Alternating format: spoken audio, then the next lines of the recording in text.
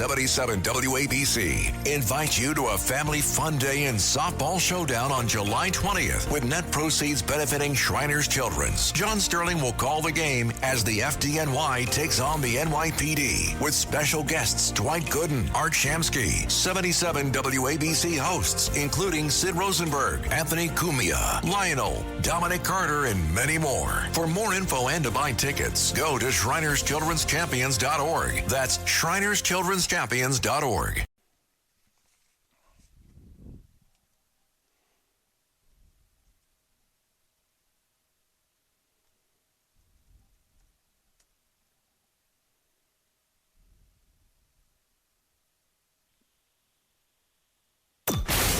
Jeanine Pirro. She's the outspoken host. Judge Jeanine Pirro is dominating the headlines right now. Tunnel to Towers Foundation presents the Judge Jeanine Pirro Show. Now, here's Judge Jeanine Pirro. The Judge Jeanine Pirro Tunnel to Towers Foundation Sunday Morning Show. Entertaining and informative. On the Red Apple Podcast Network.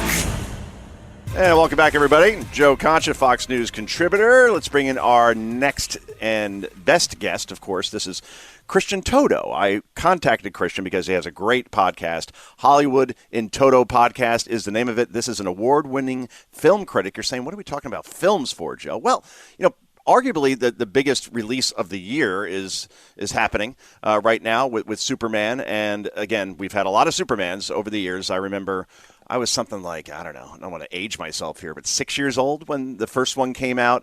I didn't see that one. I saw the second one in 1980 when I was a little older, I guess, to handle the content, which I thought was great with General Zod. And I think it was Terrence Stamp who played him, who was just amazing as him. And it was funny, and it was obviously a great movie. But ever since then, they've kind of gone downhill. I mean, Superman 3, Richard Pryor, rest his soul, horrible. There was a fourth Superman with Christopher Reeve, which almost no one saw at that point. It just petered out. And then the different iterations we've seen since, especially the ridiculous Batman versus Superman, where Batman basically beats Superman, which, no, that ain't happening in 1,000 worlds. And Ben Affleck, it wasn't crazy about that portrayal.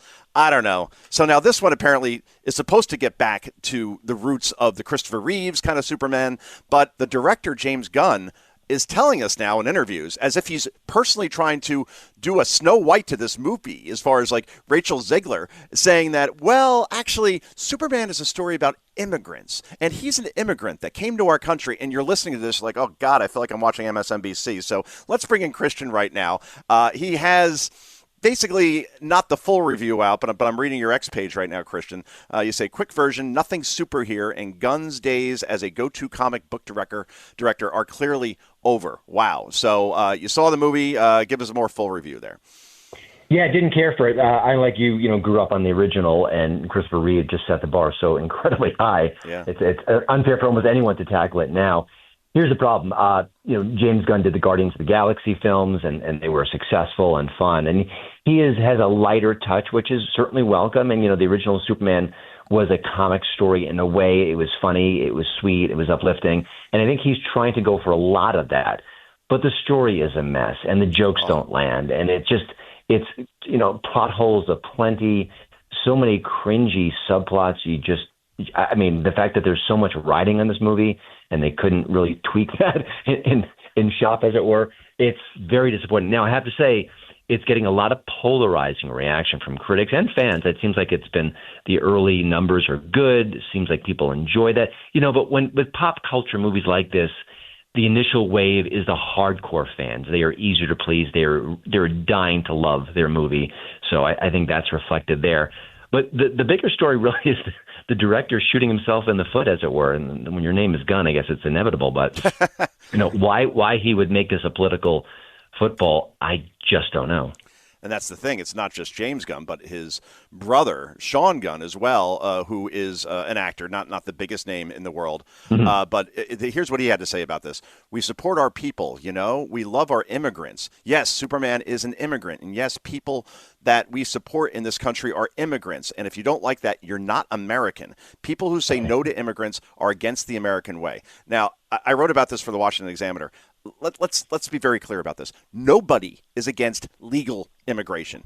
When they go through the proper paperwork, proper channels, it's done legally. And the fact that the left, and I guess Sean Gunn is the left, obviously clearly an actor in Hollywood, they tend to go that way for the most part. But when they start echoing what we hear from Democrats and on CNN about how Trump, for example, is anti-immigrant, he literally married an immigrant. I mean, what more do you want, right? And he's said a billion times that he's for legal immigration, but illegal immigration is what basically got Donald Trump back in the White House as the 47th president. So when you hear this argument, it's enough to make your hair hurt.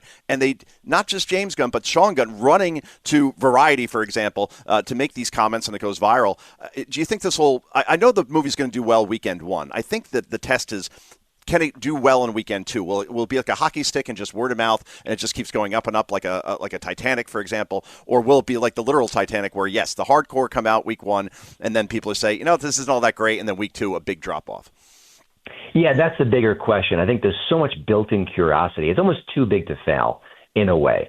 But the very last thing you need to do or want to do with this kind of a thing is to alienate fans. So listen, these movies, the budgets are massive. The marketing budgets are just as big. You can't alienate any group of audience. It's just not wise.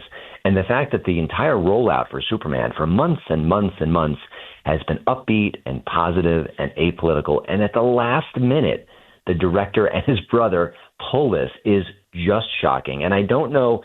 So you could throw a couple of theories. One is they know the movie's not great. They're kind of doing some damage control, or they want the media to be on their side for this project. And if they make it political, then the left-leaning media, which is almost everything, will kind of become their allies. So there's that. Or they're just dumb. You can't rule out that possibility. They're just dumb, because this is the dumbest move possible. We just went through Rachel Zegler Gate, the Snow White project, where all she did was trash the project, and all she did was mock Trump voters, saying that they should never know peace, and the movie tanked.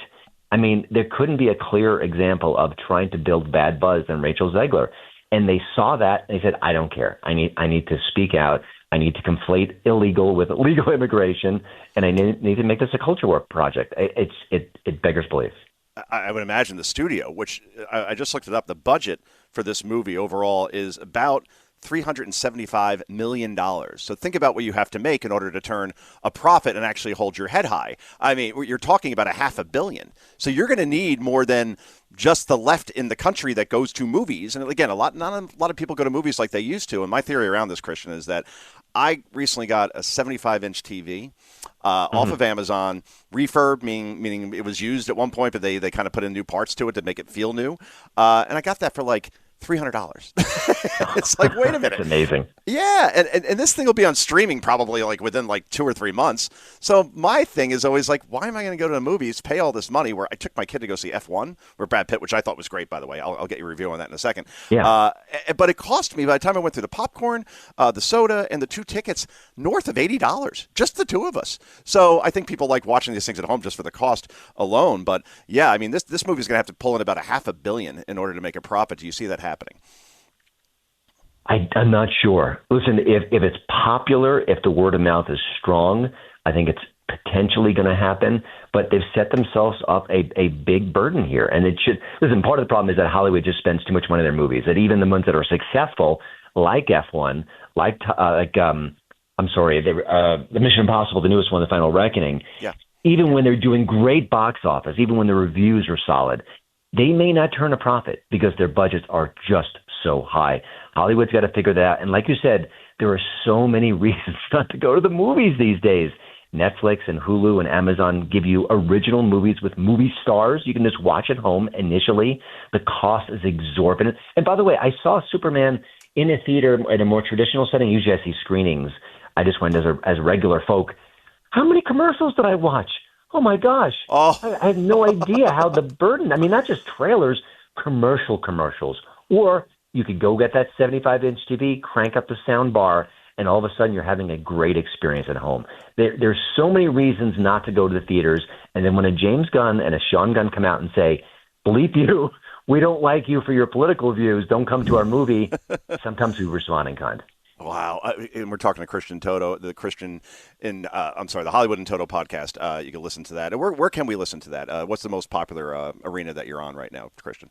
It's on YouTube, it's on iTunes, but most podcast providers will find it. So it's not, you should be able to find it pretty quickly. Okay, excellent. But you are so right about the trailers. Again, when I took my kid to go see F1, it was a 7:30 movie, okay, and I was a little worried because he's 9 years old, and the movie goes on for 2 hours and 35 minutes, which that also concerned me. I think movies go on way too long these days. Yeah. Now, this was a great movie, and I didn't mind it, because I was glued the entire time, the way you would, like Titanic was over 3 hours, and you could watch that and not feel like you're watching a movie for 3 hours. But the trailers alone, I looked down at my phone because I'm like, I think we're on like the 13th trailer, and then Nicole Kidman coming in that I have to make sure I throw out my popcorn and my soda. I mean, by the time we got through all that, it was almost 8 o'clock. And I'm like, I'm not getting home until 11. But the kid loved the movie, thank God, so he was wide awake. But still, man, what's with all the trailers? It's because I don't remember this as a kid. No, there used to be 2 or 3 trailers, and it was very exciting. Partly because, years ago, you didn't see the trailers unless you were in a movie theater. Now you can just watch them on YouTube in an instant. I don't know why there was a recent news story saying they're going to add more commercials to the theatrical presentation, which I think is just absolutely a death knell. At some point, people are going to rebel against this. I took my son to see this movie, and I said, hey, there's going to be a lot of trailers. I didn't warn him there's going to be about 14 different commercials before the trailers. I had no idea. Terrible idea. Listen, popcorn's expensive. That's where they make some of their money back. I understand the economics behind that. That seems like that could be maybe addressed in a different fashion. The seats now are comfortable. When I was a kid, you'd have someone in front of you with like a tall hat or a big hair. Yeah. You were done. Basically, you should just walk out of the theater. So now they recline. They're beautiful. They're comfortable. Those are good things. But boy, oh boy, there's so much competition for our eyeballs now. They should be doing everything humanly possible to plead and beg with us to come to the theater, which is exactly what Tom Cruise has been doing, and he's basically alone. I'm glad you brought up Tom Cruise, Christian Toto, because the aforementioned F1, that came from the director of Top Gun Maverick. And movies were struggling mightily until that came along. And I had my reservations because usually the sequel is not as good or better than the original. Godfather 2 being an exception, Empire Strikes Back being an exception, Dark Knight being a big exception as well. But the fact that Top Gun, you could take an actor that was in a movie that came out in 1986 and then plant him in a movie that came out, I guess Top Gun Maverick was 2023, and he looks the same, which is remarkable to me. I could not get over that. And it was, it's now one of my favorite movies. And I was asked, do you think it was better than the original? And I was kind of like, well, both were in different eras. So Top Gun had a very 80s feel for it, like very jingoistic, rah-rah American in a great way and a great plot. But I have to say Maverick may have been better. Where do you come down on that? I agree. It checks every box you want a movie to check, especially a blockbuster. It's sweet. It's sentimental. Great action. It's got a propulsive story. It's got generational divides. It's got a movie star that we've been, seeing on the screen for decades who, like you said, just refuses to age. It just did everything you wanted to, which is why the new F1 is so good, because the same director, it's a different movie. Obviously, it's not as good, but it's got a very similar DNA. It is crowd pleasing. It is slick.